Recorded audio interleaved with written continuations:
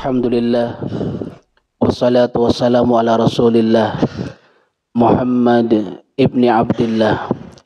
Allahumma salli ala Sayyidina Muhammadin wa ala ali Sayyidina Muhammadin. Baik hadirin, sebelum kita mulai, kita mohon ampun sama Allah. Mudah-mudahan hadir kita di rumah Allah, hadir kita di majelis ilmu, tidak pulang dari majelis ini, Allah sudah ampuni dosa-dosa kita. Astaghfirullahaladzim, astaghfirullahaladzim, astaghfirullahaladzim. Innallaha ghafurur rahim. Sama-sama astaghfirullah, astaghfirullahaladzim, astaghfirullahaladzim. Innallaha ghafurur rahim. Astaghfirullah, astaghfirullahaladzim, astaghfirullahaladzim.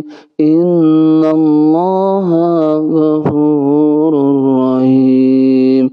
La ilaha illallah, la ilaha illallah, la ilaha illallah. Muhammadur Rasulullah.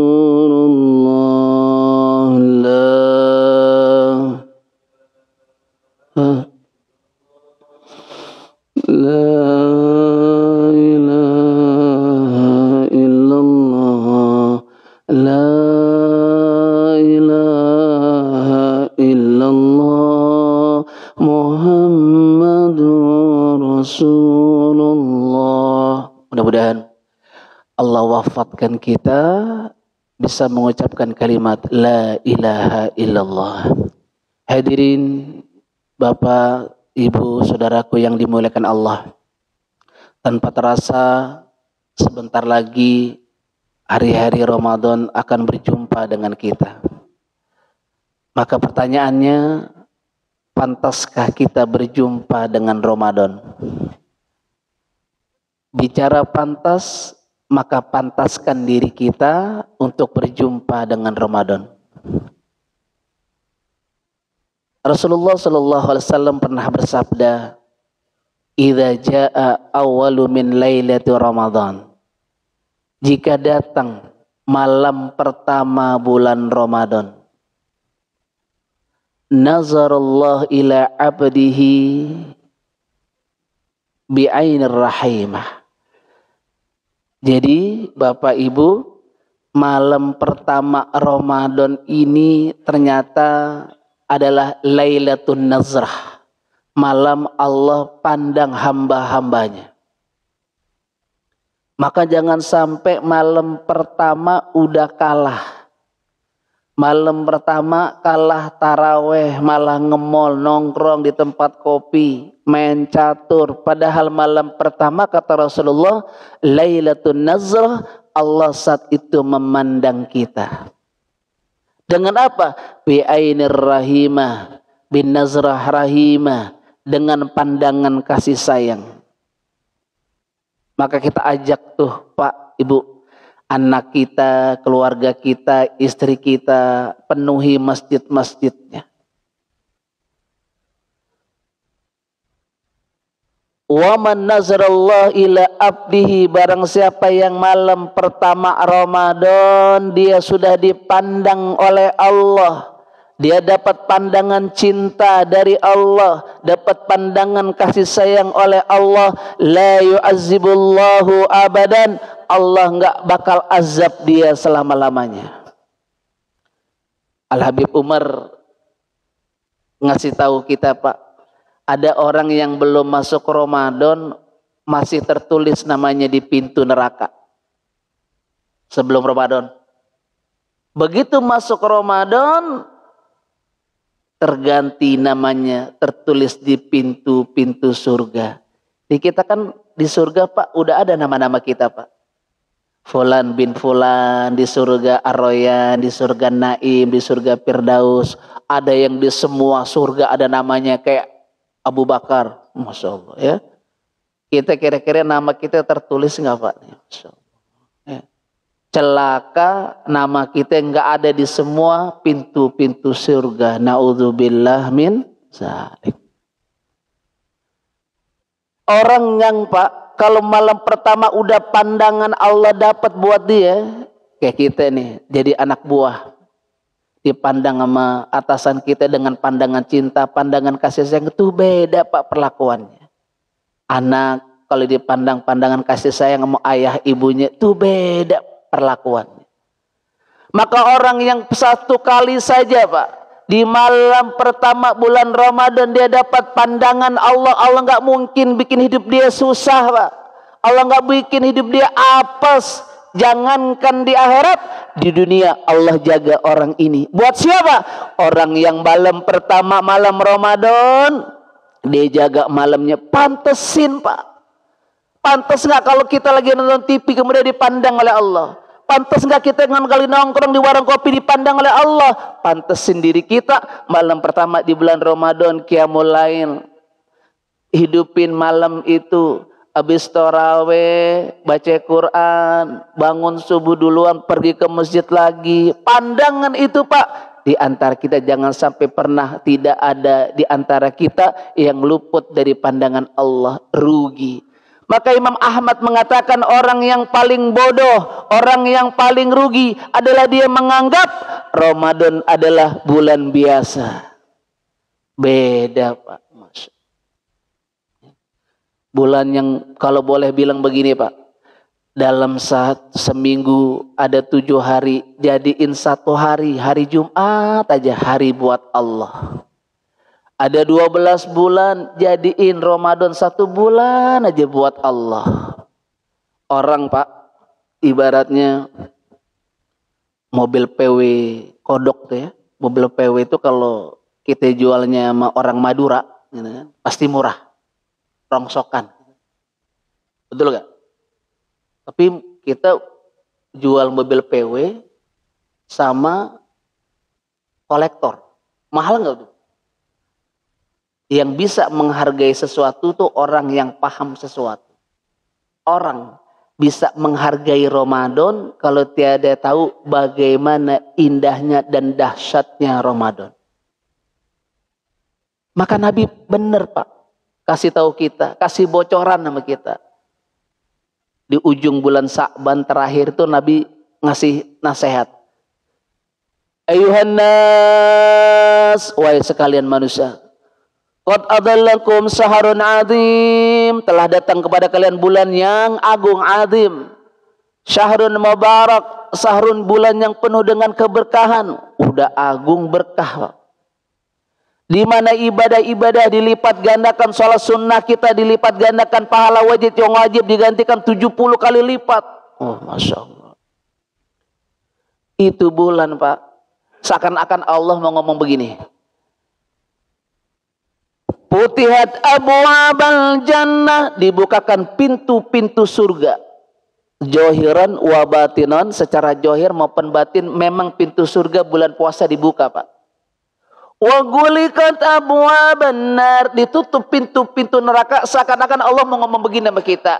Hambaku, kau masuk bulan Ramadan, kau beribadah kepadaku, aku tutup pintu-pintu neraka. Siapapun di antara kalian nggak mungkin masuk neraka. Kenapa? Aku tutup pintu neraka. Tapi maaf, beribu maaf, ketika pintu neraka ditutup masih banyak di antara kita yang pengen masuk neraka. Pengen masuk, Pak, udah ditutup. Coba ntar Bapak lihat bulan Ramadan, masih banyak nggak yang nggak puasa? Banyak, Pak. Warteg mah ditutup pakai hordeng. Kita ngelongok kakinya banyak banget tuh di dalam. Mau saya bilang laki lagi dapat enggak? Kalau perempuan mungkin ke warteg. Ya. Tapi ada Pak, manusia yang pengen masuk neraka pada Allah sudah tutup. Maka manusia di antara yang dapat syafaat nanti Pak, yang nggak dapat syafaat Nabi, riwayat mengatakan ada orang, ya Rasulullah isfa'lana. Rasulullah kan sayang banget sama umat itu, Masya Allah. Ya. Minta syafaat sama Nabi. Nabi pengen angkat tangannya. Kata malaikat, ya Rasulullah, jangan kau beri la tasfa'ali, jangan kau beri syafaat kepadanya. Kenapa ya malaikat?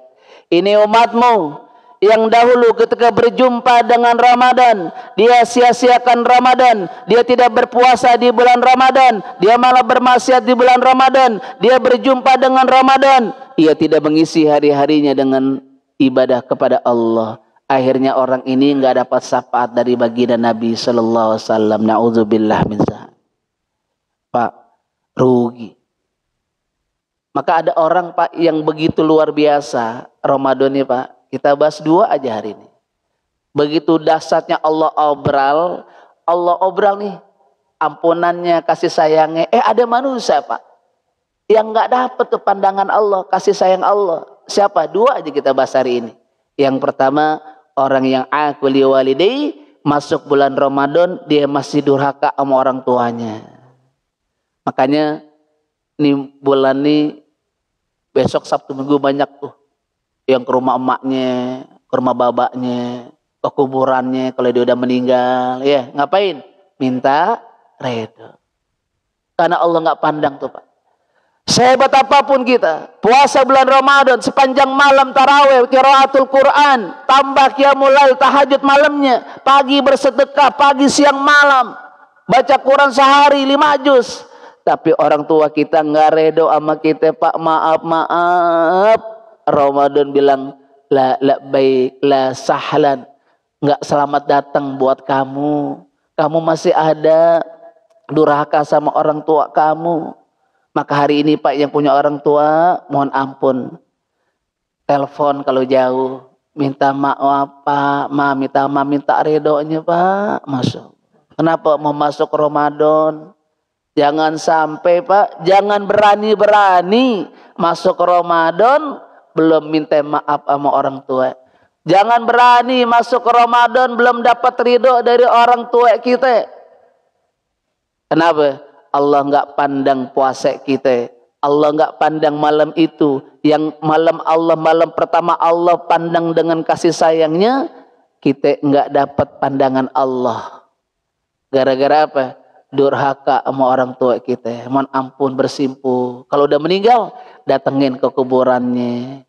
Mereka Pak dikubur tuh ketika kita datang, ketika mereka masih hidup, mereka pun seneng kalau kita datang ketika mereka sudah meninggal. Datang dulu masih hidup, dia udah kita bawain makanan kesukaan beliau. Begitu udah meninggal, yang dia butuhkan adalah doa kita. Datang ke kubur, bacain Yasin, tahlil, tahmid, kita kiramin ij'ali sawaba minna ilaihim, ya Allah sampaiin daripada apa yang kami baca, ij'ali sawaba ilaihim, kepada orang tua kita. Mereka senangnya luar biasa, senang banget luar biasa.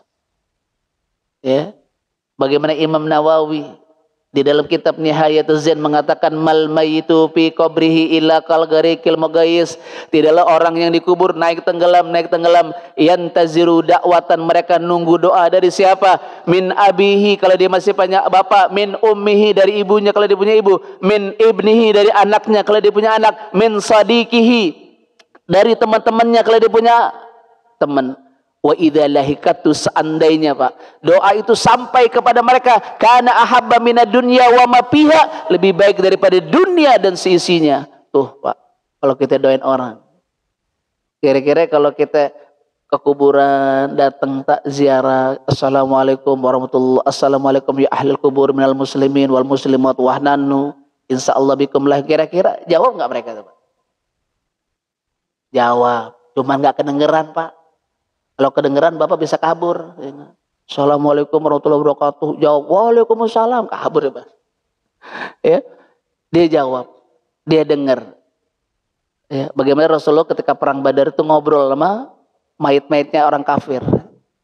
Ya, Abu Jahal, Abu Lahab, "Hei, sudah mendatangkah janji Allah kepadamu?" Diajak ngobrol, Pak. Mayitnya pembesar-pembesar Quraisy yang wafat pada perang itu. Kata sahabat, "Ya Rasulullah, emang mereka dengar Tuhan ngomong mereka?" "Oh, mereka lebih dengar dari kita." Agar apa sunnah kita kalau lewat kubur, "Assalamualaikum ya ahli kubur minal muslimin." Itu kita sedang memperkenalkan diri sama ahli kubur. Senang mereka tuh. Kalau ya, apalagi kita datang di kuburan orang-orang yang kenal sama kita, kita doain minimal lahumul fatihah. Bacain Fatihah tuh, lahumul fatihah. Oh, sampai itu. Ini yang pertama, itu orang yang enggak dipandang oleh Allah masuk Ramadan, Allah enggak pandang dia. Enggak diopenin sama Allah. Dicuekin sama Allah. Orang yang masuk Ramadan masih durhaka. Yang kedua, terakhir, masih ada dua lagi, tapi dua aja kita bahas. Kedua, al-musyahin, orang yang masih punya benci sama saudaranya. Ini enggak Allah pandang. Makanya ntar kalau malam mau puasa besok, berseliweran tuh di WA kita, "Kami atas nama bla bla bla bla, mohon maaf lahir batin." Gitu biasanya ya. Mohon dibukakan pintu maaf lahir dan batin, bro and family. Wah. Kenapa? Karena orang, Pak, yang masih ada rasa bencinya sama saudaranya, Allah nggak lihat puasa.